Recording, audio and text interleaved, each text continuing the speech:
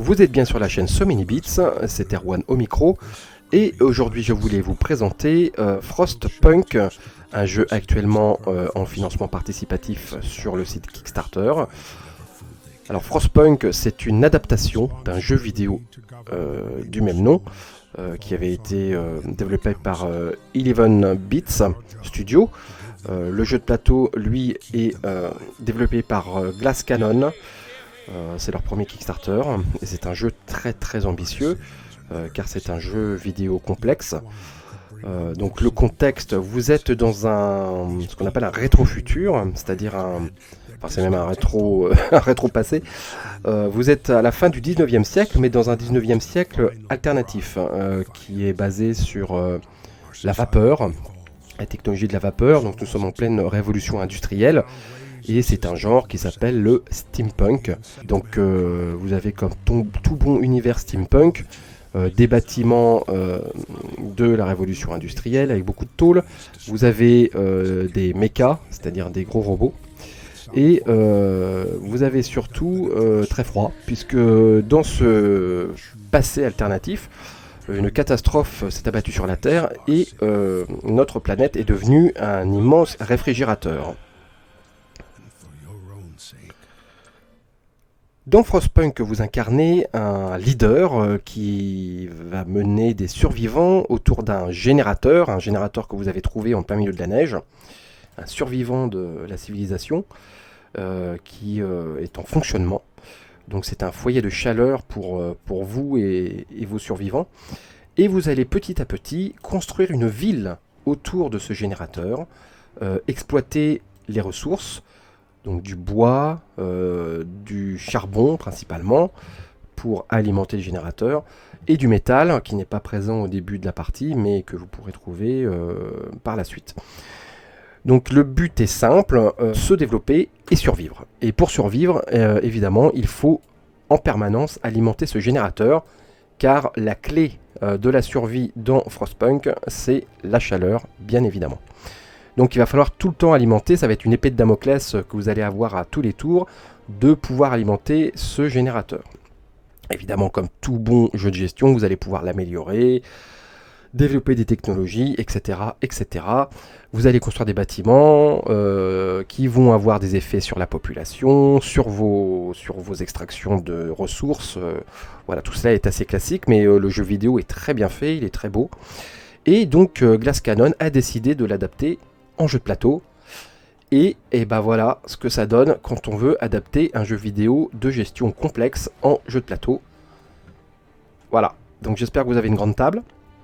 Le jeu en lui-même reprend toutes les grandes étapes du jeu vidéo, à savoir que c'est divisé sur une journée en fait. Vous commencez à l'aurore, vous finissez à la nuit, ça c'est un tour de jeu, et chaque tour de jeu est divisé en 9 phases. Alors je vais pas tout vous décrire, mais grosso modo, il va falloir vérifier si des gens sont malades sur cette grille, parce que vous avez évidemment le froid, ça rend les gens malades. Donc vous allez monter petit à petit vos tokens de malades, en sachant que vous avez 3 sortes de populations, les enfants, les travailleurs et les ingénieurs. Et petit à petit, ils vont devenir de plus en plus malades. Vous pouvez même retourner les tokens pour montrer qu'ils sont gravement malades. Et si vous devez les retourner encore, ils sont morts. Vous devez aussi sortir une carte tous les matins qui vous indique des buts à faire, enfin des choix en fait plutôt. Donc ces choix sont très variés. Ça peut être pouvoir construire un automate, améliorer quelque chose, développer une expédition, etc. qui vous demandez des prérequis et vous n'allez pas pouvoir toujours les faire. Donc vous avez plusieurs choix. Des fois les choix vont se restreindre parce que vous n'avez pas les ressources ou la technologie, etc. Tout est régi en fait par cette grille. Vous avez votre population, donc vos 3 sortes de population. Et vous avez aussi ce tableau qui est très important, puisque c'est l'espoir et le mécontentement. Alors ça c'est primordial dans le jeu. Vous allez pouvoir monter l'espoir, mais le mécontentement va aussi pouvoir monter. Évidemment, plus le mécontentement va monter, plus vous allez avoir des émeutes, des crimes, etc.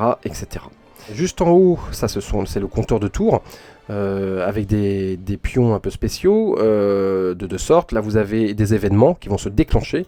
Hein, quand j'arrive par exemple au 4e tour, il va se déclencher quelque chose. Donc ça va être sur une carte, évidemment. Évidemment, ça dépend du scénario. Vous avez plusieurs scénarios, hein, comme dans le jeu vidéo.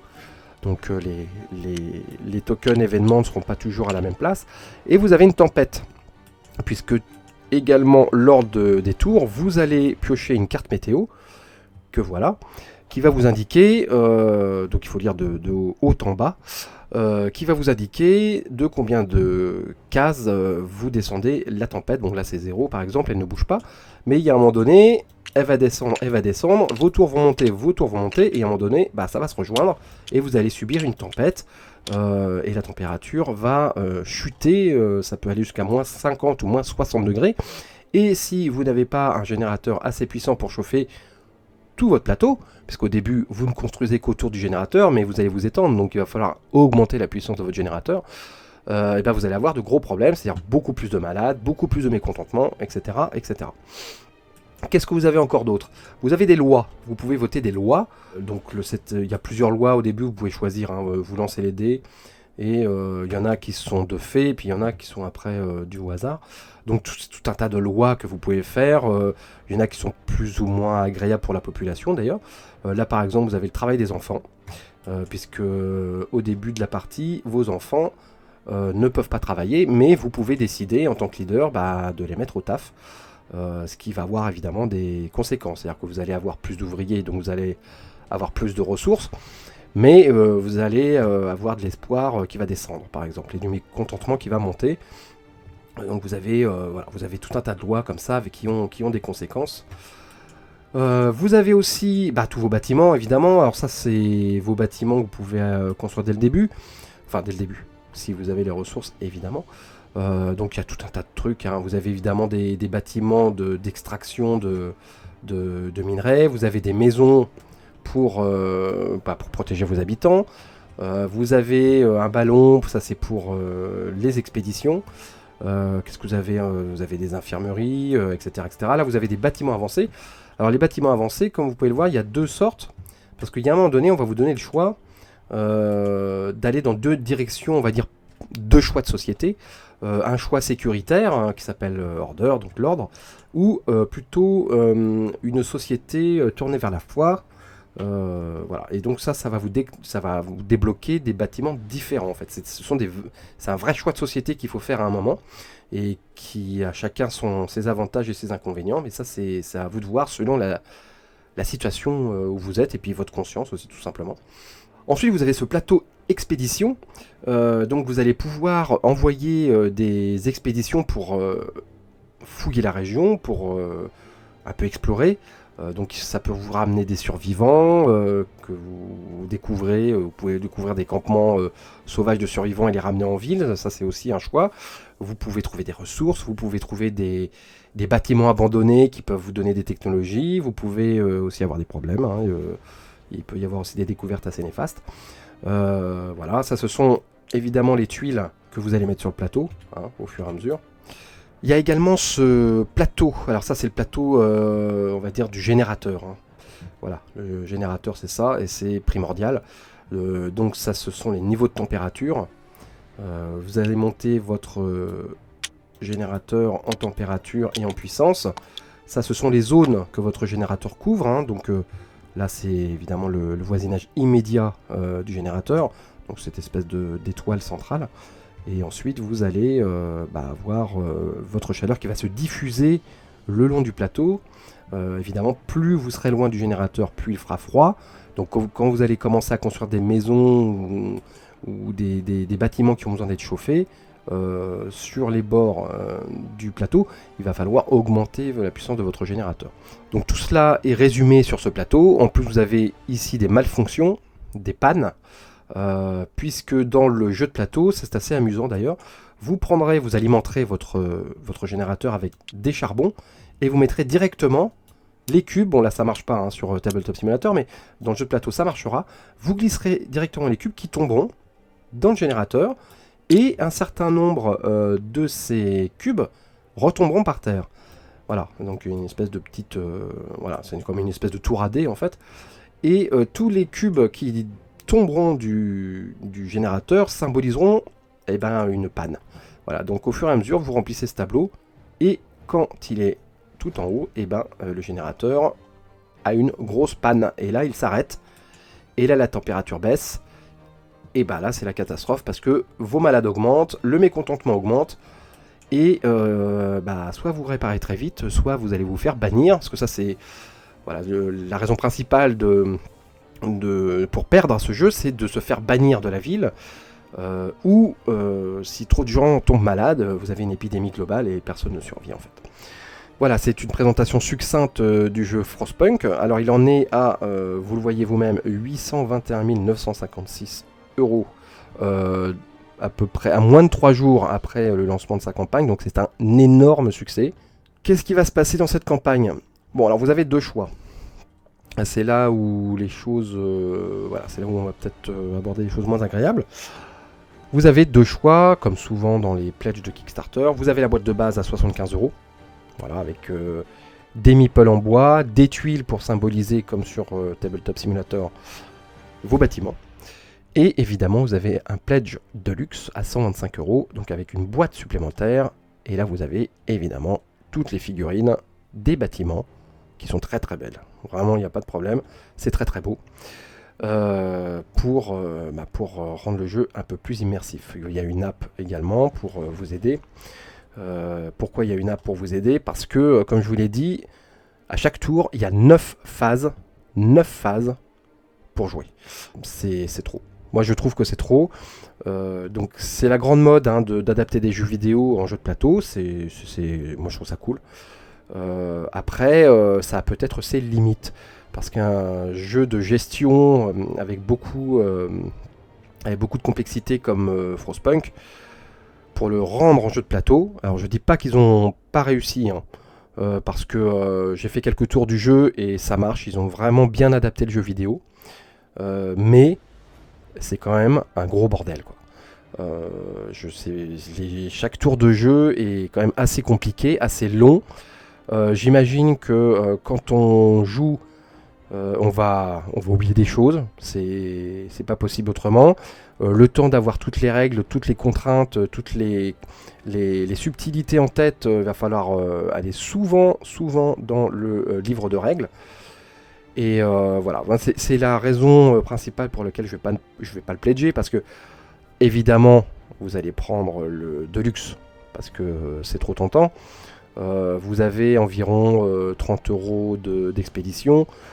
Peut-être que vous allez craquer pour le tapis néoprène, qu'ils vont certainement faire, c'est pas encore annoncé, mais bon, je suis sûr qu'ils vont faire un petit tapis néoprène, parce que c'est toujours agréable d'avoir une espèce de paysage neigeux pour mettre son plateau, etc. Donc finalement, vous allez retrouver avec un jeu à 200 euros. Franchement, je vous pose la question, combien de fois vous allez le sortir dans l'année, vu que c'est au moins 30 minutes déjà l'installation. Est-ce que vous allez trouver des joueurs assez motivés qui ont le temps pour jouer à Frostpunk? Je pense que le jeu est long, est très long. Le jeu est complexe, il demande de la concentration, donc il faut quand même des joueurs experts qui ont une bonne après-midi ou une bonne partie de la nuit devant eux. Donc, est-ce que ça vaut le coup de dépenser 200 euros pour un jeu qu'on va sortir 2 fois dans l'année, en partant du principe que vous avez une table assez grande pour accueillir le jeu aussi, parce qu'il y a ce petit détail qui compte. Je ne sais pas, en tout cas moi la réponse c'est non, même si je trouve le jeu magnifique, il n'y a pas de problème, je le trouve très bien fait, le matériel est superbe, et je pense que d'ailleurs une partie des backers, parce que le jeu a un succès énorme, en fait c'est du fétichisme ludique, ils backent le jeu parce qu'il est magnifique, tout simplement. Après, ce qu'ils vont le sortir, voilà. Moi, j'essaye de plus faire ça. Je l'ai fait, de prendre des jeux sur Kickstarter uniquement pour le matériel, parce que j'avais des étoiles qui brillaient dans les yeux. Après, t'as des jolies boîtes qui dorment sur tes étagères, ça sert à rien. Et t'as dépensé 200 euros pour jouer à un jeu, voilà, que tu vas sortir une fois ou 2 fois dans l'année. Voilà. Après, si vous êtes un gros joueur, vous avez des on va dire, des joueurs dans votre entourage qui sont disponibles et habitués à ce genre de jeu, oui, bah, là, pourquoi pas, hein, évidemment. Moi, par exemple, si j'ai un ami qui back le jeu et qui m'invite à faire une partie, ça sera avec grand plaisir, parce que le jeu est cool. Mais personnellement, moi, je vais laisser filer. Voilà, donc si vous pouvez, si vous voulez essayer Frostpunk sur Tabletop Simulator, je vous mets le lien du mode dans la description, évidemment. Je vous mets évidemment également le lien du Kickstarter. Si cette vidéo vous a plu, n'hésitez pas à mettre un pouce bleu. Regardez d'autres vidéos sur So Many Bits, si ça vous plaît, abonnez-vous. Ça nous fera plaisir. Et moi je vous dis à la prochaine. Ciao.